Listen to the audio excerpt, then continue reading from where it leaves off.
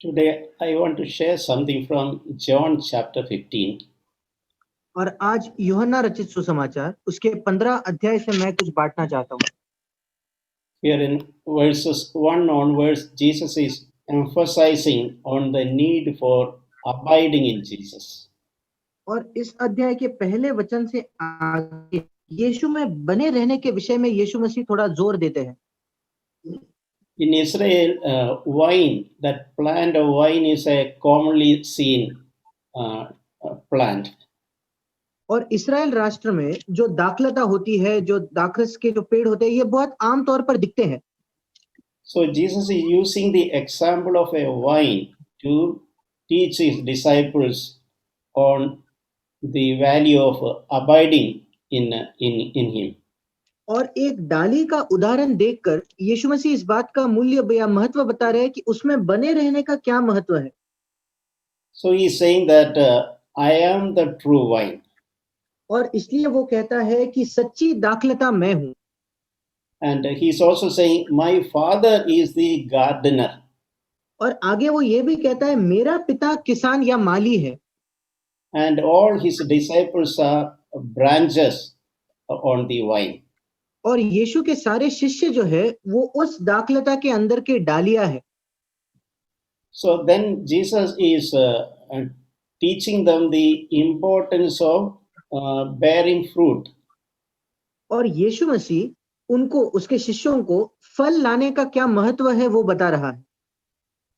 Every branch in me that does not bear fruit, the gardener or the heavenly Father takes away.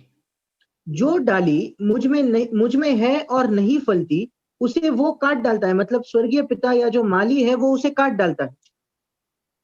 As I understand, when the gardener will see that some of the branches, it has just leaves, but it is not bearing any grapes, the gardener will, using a scissor, it will cut it and remove from the vine.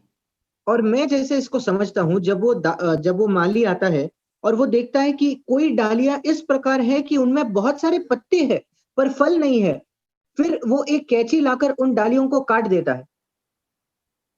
So with that, Jesus is explaining if you are not bearing fruit, there is a risk that you may be cut from the plant. और इसलिए यीशु मसीह इस बात को समझा रहे हैं कि अगर तुम फल नहीं लाते तो ये जोखिम है, ये खतरा है कि तुमको उस डाली से काट दिया जाएगा। No, Jesus was not telling this to threaten them or frightening them. यीशु मसीह उनको धमकाने के लिए या डराने के लिए इन बातों को नहीं कह रहे थे, But he wanted to teach them the importance of bearing fruit. पर यीशु मसीह उनको फल लाने की क्या महत्व है उसके वो समझाने की कोशिश कर रहे थे। Or in other words, just want to say that it is not enough to boast that I am a branch on the vine. और दूसरे शब्दों में यीशु मसीह कह रहे थे कि सिर्फ इस बात पर घमंड करके कोई फायदा नहीं कि मैं सच्ची दाखलता में होने वाला एक डाली हूं। But the question is, are we bearing fruit? सवाल ये है कि क्या हमारी डाली पर फल आ रहा है। Because the purpose of branches is to bear fruit. क्योंकि डालियों का मकसद ही यही होता है कि वो फल लाए। So that desire to bear fruit should always bear in our heart. और इसलिए हमारे हृदयों में हर समय ये इच्छा होनी चाहिए कि हमें वो फल लाना है। If a branch is not bearing fruit, there is no purpose for that branch. It is only wasting space. अगर कोई डाली फल नहीं लाती तो फिर उसका कोई काम ही नहीं बचता, वो सिर्फ जगह खा रही है। So that is something which we should remind ourselves in a good way, so that we can learn a lesson from that. और ये ऐसा कुछ है जिसे हमें अच्छे रूप में खुद को याद दिलाना है ताकि हम इससे एक पाठ सीख सके। We call that we are believers. और हम कहते हैं कि हम विश्वासी लोग हैं। We say that we are disciples of Jesus. हम कहते हैं कि हम यीशु मसीह के शिष्य हैं। And we are like branches. और हम डालियों के समान हैं। So we should not be just happy with that name that I am a branch, I am a disciple. और इसलिए हमें बस उस नाम से खुश नहीं होना है कि मैं एक डाली हूं या मैं एक शिष्य हूं। The very purpose that God has kept us as a branch on the vine is to bear fruit. परमेश्वर ने हमें एक डाली के स्वरूप में रखा है, उसका उद्देश्य ही यही है कि हम फल लाए। So that we should always remember. और ये हमें हर बार याद रखना है।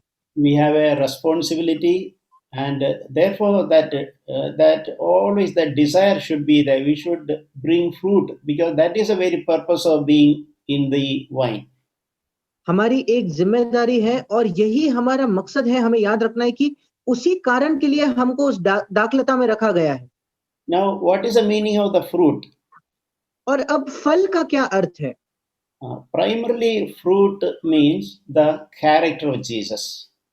प्राथमिक रूप से अगर देखा जाए तो फल का मतलब है यीशु मसीह का चरित्र या यीशु मसीह का स्वभाव, Or we can say fruit of the Holy Spirit. या हम कह सकते हैं पवित्र आत्मा के फल। Holy Spirit dwelling in us, producing the fruit of the Holy Spirit. पवित्र आत्मा हमारे अंदर रहकर उस फल को उत्पन्न करता है। Some of those are listed in Galatians chapter 5 verse 22. और पवित्र आत्मा के कुछ फलों की सूची हम गलातियों की पत्री उसके 5वें अध्याय के 22 वचन में पाते हैं। So it is good to remember or refresh ourselves about the fruit of the Holy Spirit. और इसलिए अपने आप को इस बारे में याद दिलाना और हमारी याददाश्त को तरोताजा अच्छा है कि पवित्र आत्मा के फल क्या है। The first fruit mentioned is love. और पहला फल जो गलातियों 5:22 में लिखा है वो है प्रेम। So that means we are saying that I am a branch or I am a believer, I am a disciple, but if there is no love in us, there is something wrong. और इसका मतलब अगर हम कहते हैं कि मैं एक डाली हूं, मैं एक शिष्य हूं, मैं एक विश्वासी हूं, पर अगर हमारे अंदर प्रेम नहीं है तो फिर कुछ गलत है। We are not able to love our wife, we are not able to love our children, and we are not able to love our brothers and sisters in the fellowship. There is something wrong. We have to take it seriously. फिर अगर हम अपने पत्नी पर प्रेम नहीं कर पाते, अगर हम अपने बच्चों पर प्रेम नहीं कर पाते, अगर हमारे कलीसिया संगति के अंदर के भाई बहनों पर हम प्रेम नहीं कर पाते, तो इस बात को हमें बहुत गंभीरता से लेना है। And the second thing is joy. और दूसरा जो है वो है आनंद।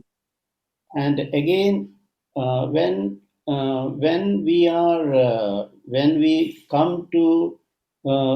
to Jesus, it is always accompanied with joy. जब कभी हम यीशु मसीह के पास आते हैं तो उसका परिणाम स्वरूप हर बार उसके साथ हमें आनंद प्राप्त होता है। The Holy Spirit changes into joyful people. पवित्र आत्मा हमें आनंदी लोग इसमें हमारा रूपांतर करता है या हमको बदलता है। It is not just laughing before others. It is something like a spring that is coming from inside out. आनंद का ये अर्थ नहीं कि हम लोगों के सामने हंसते फिरते हैं, पर आनंद एक झरने के समान है जो हमारे अंदर से बाहर आता है। Even in the most difficult time in our situations also, God can help us to enjoy that joy in the Holy Spirit. सबसे हमारे जीवन के सबसे कठिन परिस्थितियों में, सबसे कठिन समयों में भी परमेश्वर हमारी मदद कर सकता है कि उस पवित्र आत्मा के तहत आने वाले आनंद का हम आनंद ले पाए। And that is something which God wants to do in our life. और ये ऐसा कुछ है जो परमेश्वर हमारे जीवन में करना चाहता है। Taking out all the sadness and sorrows and self-pity and discouragement, in His place, God wants to give us a spirit of joy. और सारे दुखों को, सारे खुद पर तरस खाने वाली आत्मा को, इन सारी चीजों को निकाल कर परमेश्वर हमें आनंद देना चाहता है। And third thing is peace. और तीसरा है शांति। And in other place it written that blessed are the peacemakers. और दूसरे जगह हम ये भी पढ़ते हैं कि जो मेल कराने वाले हैं वो धन्य है। And it also means in our own life there will be a lasting peace in all situations of life. और इसका ये भी मतलब है कि जीवन के हर किसी परिस्थिति में हमारे मन में शांति होगी। Even when we are in situation like a storm, in the middle of storm, still that peace of God will can remain in us. और भले ही हम जीवन के ऐसे परिस्थिति में हो जो बिल्कुल एक तूफान के समान लगता है, उसके बावजूद परमेश्वर की शांति हमारे अंदर बने रह सकती है। Because Jesus, before going back to the Father, he said to disciples that peace I leave with you, my peace I leave with you. और यीशु मसीह अपने पिता के पास लौटने के पहले उसके शिष्यों को कहता है कि मैं तुम्हें शांति दिए जाता हूं, मेरी शांति मैं छोड़ जाता हूं। So peace is something which God has, Jesus given us before he left from this earth. और शांति एक ऐसी बात है जो यीशु मसीह ने हमें इस धरती को छोड़ के जाने के पहले हमें उसने दे दी है। It is like if I am going outside for some work for some days, I leave some money for my wife and children. ये बिल्कुल उस प्रकार है, अगर मैं कुछ दिनों के लिए अगर मैं बाहर जा रहा हूं तो मैं अपने पत्नी और अपने बच्चों के लिए कुछ पैसे छोड़ जाऊंगा। I leave this money with you so that you have no difficulties. और मैं तुमको ये पैसा दे जा रहा हूं ताकि तुमको कोई कठिनाई ना आए। So in the same way, Jesus has left peace to remain with us. और उसी प्रकार से यीशु मसीह ने हमारे लिए वो शांति छोड़ गया। And we know that there is a thief, a robber, who is the devil. और हम ये भी जानते हैं कि एक चोर है जो शैतान है, And he will try to steal the good things which God has given to us. और जो अच्छी और भली बातें परमेश्वर ने हमें दी है उनको चुराने की कोशिश शैतान जरूर करेगा। And especially he will try to steal the peace which he will try to rob the peace which Jesus has left with us. और विशेष करके जो शांति यीशु मसीह हमारे लिए छोड़ गया है उसको चुराने की वो पूरी कोशिश करेगा। So we should never allow that robber to steal peace from our lives. और हमें कभी भी उस चोर को ये अनुमति नहीं देनी है कि वो हमारे जीवन से शांति चुरा ले जाए। Next is patience. और उसके आगे जो है वो है धीरज या संयम। It is interesting. We can check at our own life what is the level of patience that we have. और ये बहुत ही दिलचस्प बात है, हम अपने ही जीवन में इसको परख कर देख सकते हैं कि हमारे जीवन में धीरज का क्या स्तर है, हमारे पास कितना धीरज है। When children play do some little naughty things because they are children. और जब बच्चे हमारे घर में कुछ शरारती काम करते हैं क्योंकि वो बच्चे हैं। I seen some parents saying that, oh, in this house there is no peace because children always making some problems. और मैंने ऐसे भी देखा है कि कुछ माँ बाप कहते हैं मेरे घर में तो शांति ही नहीं है क्योंकि ये बच्चे हमेशा कुछ ना कुछ करते होते हैं। A good father and mother will not say that. अच्छे माता पिता ऐसा कभी नहीं कहेंगे। They will not consider that children are taking away their peace. वो ऐसा कभी भी नहीं सोचेंगे कि मेरे बच्चे मेरी शांति लेते हैं। Patience. और मेरा धीरज मेरे बच्चे उसको बहुत तकलीफ पहुंचा रहे हैं। God wants us to display patience to people around us. परमेश्वर चाहता है कि हमारे इर्द गिर्द जो लोग हैं उनके प्रति हम धीरजवंत बने। Because we know how much God himself is so patient towards each one of us. क्योंकि हम जानते हैं कि परमेश्वर खुद हमारे प्रति कितना धीरजवंत रहा है। So that memory will help us to be patient with others also. और अगर हम इस बात को याद रखेंगे तो उसके वजह से हम दूसरों के प्रति भी धीरज रख पाएंगे। Then kindness. और उसके आगे है कृपा या भलाई। Yeah, kindness again a godly character. और लोगों पर कृपा करना ये भी एक ईश्वरीय गुण है। We should never miss any opportunity to show kindness to any people. और दूसरे लोगों के लिए कुछ अच्छा करने की कोई भी मौका हमें छोड़ना नहीं है। Any human being we meet, we should show some kindness to them. हम किसी भी मनुष्य को अगर मिलते हैं तो हमें कोई ना कोई प्रकार की उस पर कृपा या अच्छाई उसके लिए प्रति करनी है। And our children and wife also should be able to see that kindness in our life, and that will remind them about God's character. और हमारे पत्नी और हमारे बच्चों को भी हमारे जीवन में कोई ना कोई अच्छाई दिखनी चाहिए, ताकि उनको हमारे बर्ताव से परमेश्वर का जो चरित्र और स्वभाव है वो याद आए। Similarly, goodness. और उसके आगे लिखा है भलाई। Any opportunity to do good thing to others, we should not miss. और दूसरों के प्रति कोई अच्छा काम करने का कोई भी मौका हमें छोड़ना नहीं है। About Jesus, it is mentioned that he went around doing good. और यीशु मसीह के विषय में ऐसा लिखा है कि वो लोगों के प्रति भलाई करते फिरता था। Then faithfulness. और उसके आगे है विश्वास योग्यता। Then the little things God has given us, God wants us to be faithful. जो छोटी बातें परमेश्वर ने हमें दी है, परमेश्वर चाहता है कि हम उसमें विश्वास योग्य रहे। And next is gentleness. और उसके आगे है नम्रता, या उसको हम कोमलता कह सकते हैं।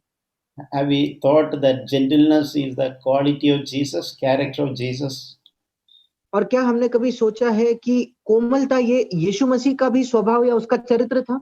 I heard many men speaking that we should be tough with others.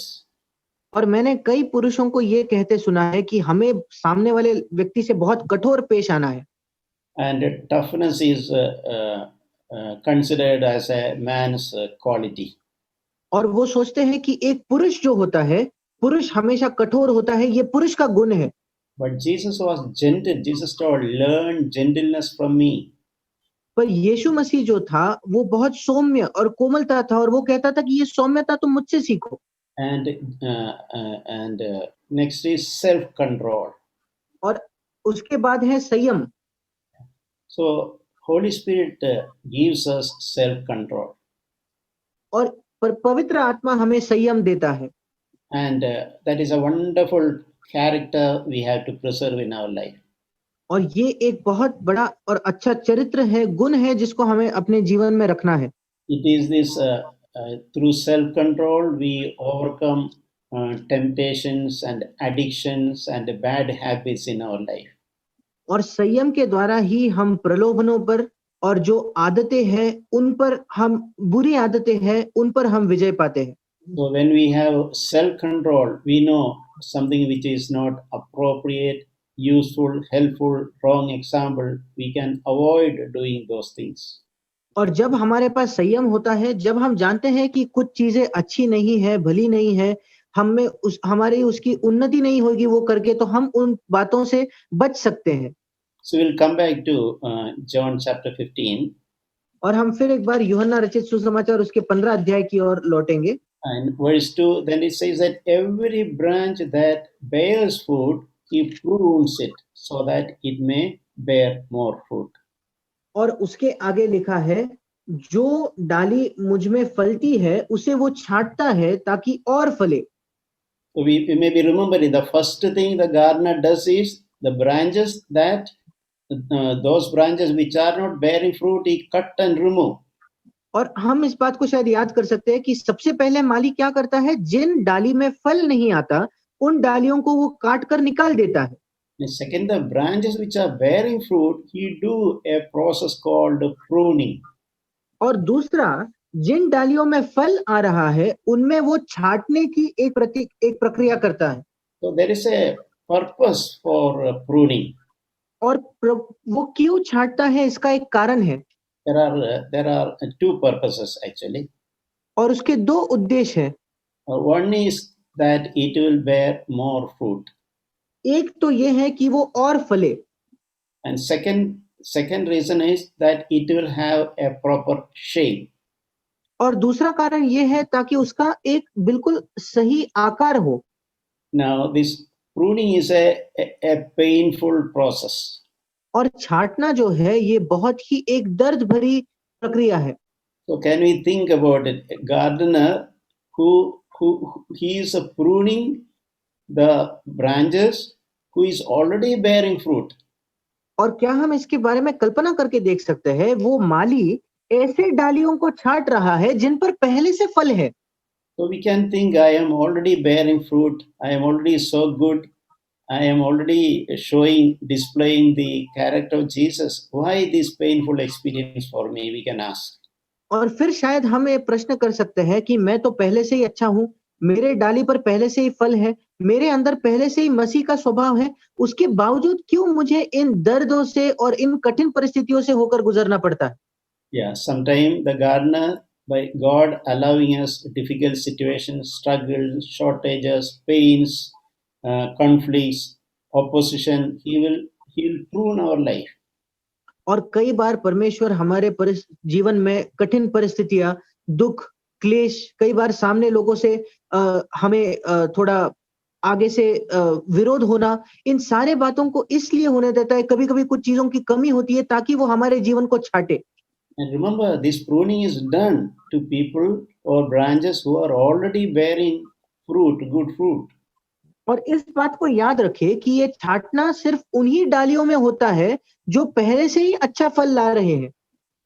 But this pruning is not a punishment, it is an encouragement to bear more fruit and also that shape the unnecessary things of our life are also removed and we also have a good shape. और ये जो छांटना है, ये कोई दंड नहीं है, बल्कि ये हमें और प्रोत्साहित करता है कि हम और भी फल लाए। उसी के साथ हमारा आकार सुधरता है, जिसका मतलब हमारे जीवन में जो जरूरी चीजें नहीं है, गैर जरूरी चीजों को प्रभु निकाल देता है। So, in other words, what we can say is a loving Heavenly Father will deal with His children who are already good children. He will allow sometimes a measured situation in our life. और दूसरे शब्दों में कहे तो हमारा प्रेमी स्वर्गीय पिता जो है, वो हमारे जीवन में छांटने की प्रक्रिया के लिए कई बार कुछ कठिन परिस्थितियों को आने देगा, पर वो बहुत ही सीमा के अंदर ही वो इन परिस्थितियों को आने देगा। The purpose is to make us more like Christ. और उसका उद्देश्य ये है ताकि हम और भी यीशु मसीह के समान बन जाए And our life can be more fruitful. और हमारा जीवन और भी फल लाने पाए। And our life will bring delight to the heart of the Lord. और हमारा जीवन जो है वो प्रभु के हृदय को बहुत आनंद लेके आए, प्रसन्न करता हो। And not only that, our life become like a sweet smelling aroma even to others. और उतना ही केवल नहीं, बल्कि हमारा जीवन दूसरों के लिए बहुत ही भाता हुआ एक अच्छा सुगंध हो जाए। And we will be a blessing to others. और हम दूसरों के लिए एक आशीष का कारण बने। So God does that pruning process to all people whom He loves and values. और परमेश्वर ये छांटने का काम सारे लोगों में करता है जिन पे वो प्रेम करता है और जिनको वो बहुत मूल्यवान समझता है। And we should not be discouraged when we are undergoing pruning because it is not at all a punishment. It is a compliment. God is recognizing that we are already bearing fruit. और जब हम उस छांटने की प्रक्रिया में से जाते हैं, हमें कभी भी उसको दंड बोल के नहीं समझना है, बल्कि वो परमेश्वर की प्रोत्साहन है ताकि हम और भी फल लाए।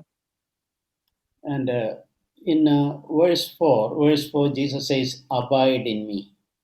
और चौथे वचन में यीशु मसीह कहता है, तुम मुझ में बने रहो। So, what is the meaning of abiding? और बने रहना, इसका क्या मतलब है? In simple words, abiding means it is a simple, unreserved trust in the Lord.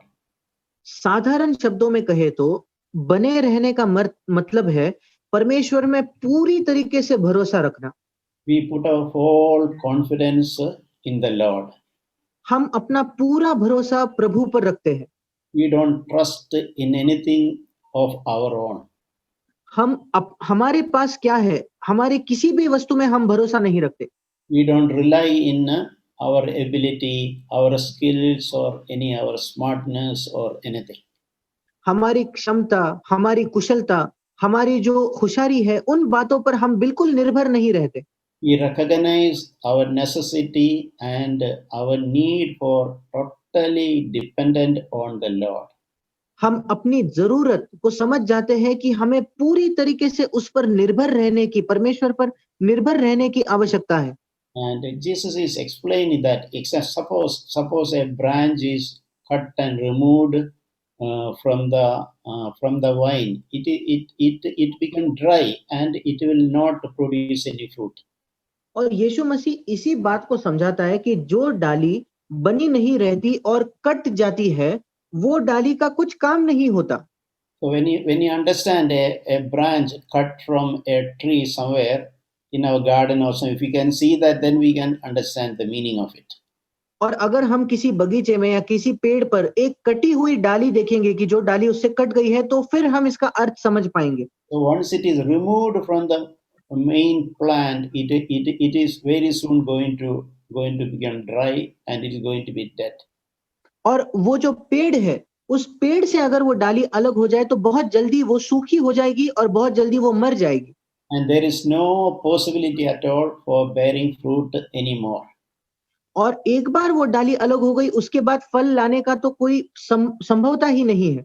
So that is why it is so important for us to abide in Jesus.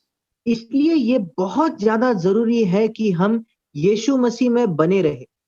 Because once we are cut and removed from the vine, we are gone. We are going to dry. क्योंकि एक बार हम उस डाली में से cut जाए और अलग हो जाए, फिर तो हम मानो खत्म हो गए, क्योंकि हम पूरी तरीके से सूखे हो जाएंगे। And Jesus also saying that, allow me also to abide in you. और आगे यीशु ये भी कहता है कि मुझे भी अनुमति दो कि मैं तुम में बने रहूं। That means a branch will receive the nutrients through a fluid into the branch from the main plant. और जो डाली होती है, वो जो पेड़ से एक लिक्विड के द्वारा वो बहुत पौष्टिक चीजों को पाती है। So we should be willing and we should recognize the need to receive that nutrient from the plant. और इसलिए हमें इस बात को समझना जरूरी है और इस बात को मानना जरूरी है कि हमें भी उस पेड़ से उस सारे अच्छी चीजों को प्राप्त करने की बहुत जरूरत है। Because the branch is so helpless, and without that nutrient from the main plant, it has no existence. No, it cannot bear any fruit at all. क्योंकि वो डाली इतना असहाय है, इतना बेसहारा है कि अगर उसको उस पेड़ से मदद नहीं मिली तो वो कुछ भी नहीं कर सकती। In other words, in Christian life, one most important part is to understand the necessity of trusting in the Lord without unconditionally. दूसरे शब्दों में कहे तो मसीही जीवन में बहुत बहुत ज्यादा जरूरी बात यह है कि प्रभु में पूरी तरीके से भरोसा रखना, किसी भी शर्त के बिना पूरी तरीके से उस पर भरोसा रखना, ये बहुत जरूरी है। Knowing that our very existence is dependent on that. इस बात को समझना कि हमारा अस्तित्व तक सिर्फ उसी बात पर निर्भर करता है। We should never think that we can lean on our own understanding. हमें कभी भी ये नहीं समझना है कि हम अपने ही बुद्धि पर निर्भर हो सहारा ले सकते हैं। And and in verse 5, Jesus said, "He who abides in me and I in him bears much fruit." और 5वें वचन में यीशु मसीह कहता है, जो मुझ में बना रहता है और मैं उसमें, वो बहुत फल फलता है। Yeah, and he also added a very remarkable thing there. और उसके आगे एक बहुत ही आश्चर्य करने वाली बात को यीशु मसीह जोड़ता है। Apart from me, you can do nothing. मुझसे अलग होकर तुम कुछ भी नहीं कर सकते। This is a very important spiritual lesson for all of us. ये हमारे लिए बहुत ज्यादा एक आध्यात्मिक और आत्मिक हमारा एक पाठ है। We should never forget this truth in our lives. हमारे जीवन में हमें इस सत्य को कभी भी नहीं भूलना है। Apart from Jesus, we can do nothing.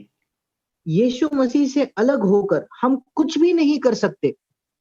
In other place, Paul is telling the other side of it. I can do all things through Christ Jesus who strengthens me. और बाइबल में एक और जगह पौलुस इसी सत्य का दूसरा जो भाग है उसको कहता है। पौलुस कहता है कि मैं प्रभु यीशु मसीह के द्वारा जो मुझे सामर्थ देता है, मैं सब कुछ कर सकता हूँ। So long as so long as we are abiding in the vine, we are firmly on the vine, we can, it's almost everything God has planned for us can be fulfilled. जब तक हम उस डाली में बने रहते हैं और उस पर निर्भर रहते हैं, परमेश्वर ने जो कोई हमारे जीवन के लिए योजना की है, उसका उद्देश्य है, वो पूरा हो सकता है। That is why Paul could say, I can do all things through Christ Jesus who is strengthening me. और इसलिए पौलुस ये बात को कह सका कि यीशु मसीह जो मुझे सामर्थ देता है, उसके द्वारा मैं सारी चीजों को कर सकता हूं। And along with that, we should never forget what Jesus told here. Away, apart from me, you can do nothing. पर उसी के साथ हमें ये भी याद रखना है कि यीशु मसीह ने यहाँ क्या कहा कि मुझसे अलग होकर तुम कुछ भी नहीं कर सकते। We can sometimes ask ourselves, do we try to do things apart from Jesus? हम अपने आप से ये प्रश्न कर सकते हैं, क्या हमारे जीवन में ऐसे समय आते हैं जब हम यीशु मसीह से अलग होकर कुछ चीज को करना चाहते हैं? I remember a time when God gave me light on this. I was so happy to understand that lesson, that when Jesus was so personal way speaking to me, that apart from me, you can do nothing. मुझे याद है मेरे जीवन में जब एक समय पर परमेश्वर ने मुझे इस बात पर प्रकाशन दिया, ज्योति दी कि मानो यीशु मसीह व्यक्तिगत तौर पर मुझसे कह रहा है कि मुझसे अलग होकर तुम कुछ नहीं कर सकते। I remember at that time I responded like this, Lord, I'm so happy that you revealed this truth to me. और उस समय मैंने इस प्रकार से प्रतिक्रिया दी थी कि प्रभु, मैं बहुत खुश हूं कि तुमने ये बात मुझ पर प्रकट की That apart from you, I can do nothing. कि प्रभु, मैं आपसे अलग होकर कुछ भी नहीं कर सकता। And now onwards, I never wanted to even try to do anything apart from you. प्रभु, इसके आगे आपसे अलग होकर मैं कुछ करने की कोशिश भी नहीं करना चाहता। And one thing Jesus told is in verse 8. और एक बात यीशु मसीह ने 8वें वचन में कही, My Father is glorified by this, that you bear much fruit. मेरे पिता की महिमा इसी से होती है कि तुम बहुत सा फल लाओ। So that makes it clear how our heavenly Father is glorified. और ये इस बात को स्पष्ट करता है कि हमारा स्वर्गीय पिता कैसे महिमा पाता है। It is the Father is glorified when we all bear much fruit. हमारे स्वर्गीय पिता की महिमा तभी होती है जब हम बहुत सा फल लाते हैं। And so we prove that we are the disciples of Jesus. और इस बात से हम इसको सिद्ध करते हैं कि हम यीशु मसीह के चेले हैं या शिष्य हैं। Because Jesus told in another place, for example, when others will see the love which you have with one another, they will know then that you are my disciples. क्योंकि दूसरे एक जगह यीशु मसीह ने कहा, जब और लोग देखेंगे कि तुम एक दूसरे से कितना प्रेम करते हो, फिर वो जानेंगे कि तुम मेरे शिष्य हो।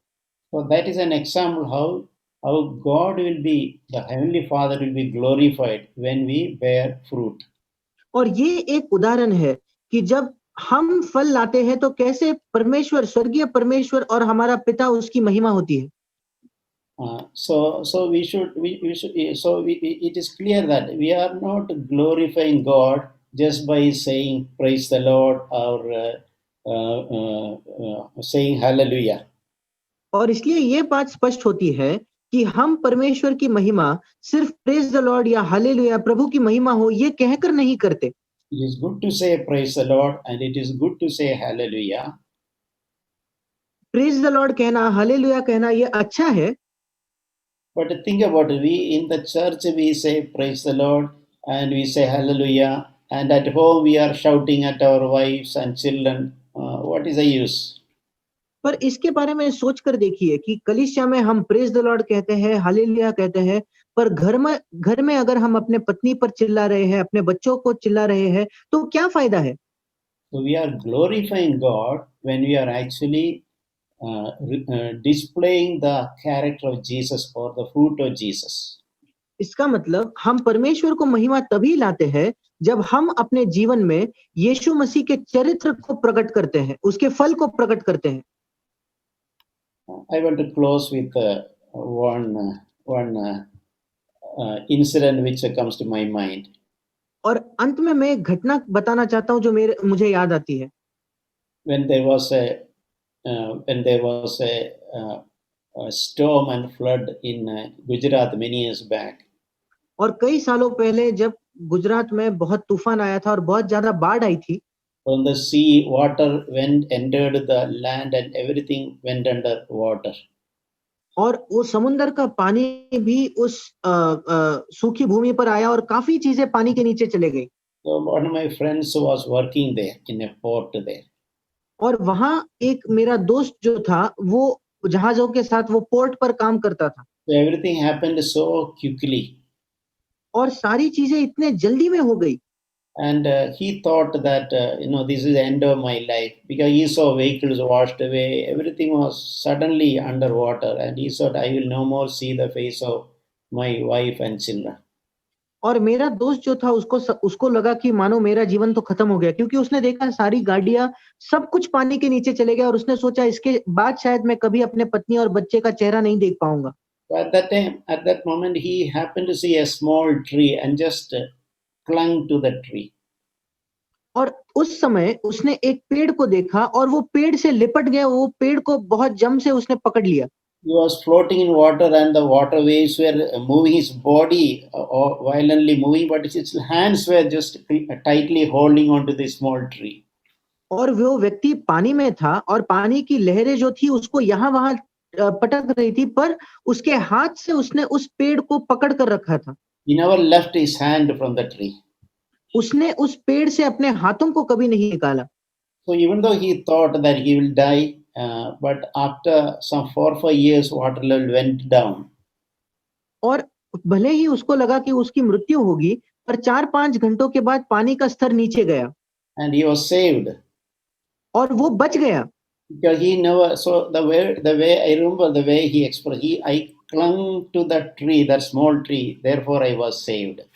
और मुझे याद है कैसे वो उस घटना का वर्णन करके बताता कि मैंने उस छोटे से पेड़ को जकड़ लिया था, जमकर पकड़ लिया था, इसलिए मैं बच गया। Yeah, मany people died, but as I clung to that tree, I never left my hand, I was saved. कई लोग उस दिन मर गए, पर क्योंकि मैंने बहुत जमकर उस पेड़ को पकड़ा था, मैं बच गया। So sometime that picture it remained in my heart several years. और उसने जो मुझे चित्र बताया था वो कई सालों तक मेरे हृदय में रहा। That any situation clinging to Jesus, किसी भी परिस्थिति में यीशु मसीह को जमकर पकड़ना, remaining part of Jesus always, हमेशा यीशु मसीह का भाग बनकर रहना, tightly holding on to him. और यीशु मसीह को बहुत ही जमकर पकड़ के रखना। Whatever may be the difficulty, whatever may be the flood or storm, कोई भी कठिनाई क्यों ना हो, कोई भी परिस्थिति क्यों ना हो, कोई भी बाढ़ या तूफान क्यों ना हो, the only thing I will do is I will tightly hold on to Jesus. मैं एक ही बात करूंगा कि मैं यीशु मसीह को बहुत जोर से पकड़े रहूंगा। In many difficult situations where I had no answer, that thought always strengthened me. ऐसे कई कठिन परिस्थितियों में मेरे जीवन के जब मेरे पास कोई जवाब ही नहीं था, तब इस विचार ने मुझे बहुत सामर्थ्य दिया है। Yeah, so long as I am holding on to Jesus, no storm can destroy me. जब तक कि मैं उस यीशु मसीह को पकड़े रहता हूं, कोई भी तूफान मुझे नाश नहीं कर सकता। Floods will come and go, but I will be alive in Jesus. तूफान आएंगे, तूफान जाएंगे, पर मैं यीशु मसीह में जीवित रहूंगा। So dear brothers and sisters, let it be our desire always to abide in Jesus. और प्रिय भाइयों और बहनों, ये हमारी इच्छा होने दे कि हम हर समय यीशु मसीह में बने रहे। And let us never forget the truth that apart from Jesus we can do nothing.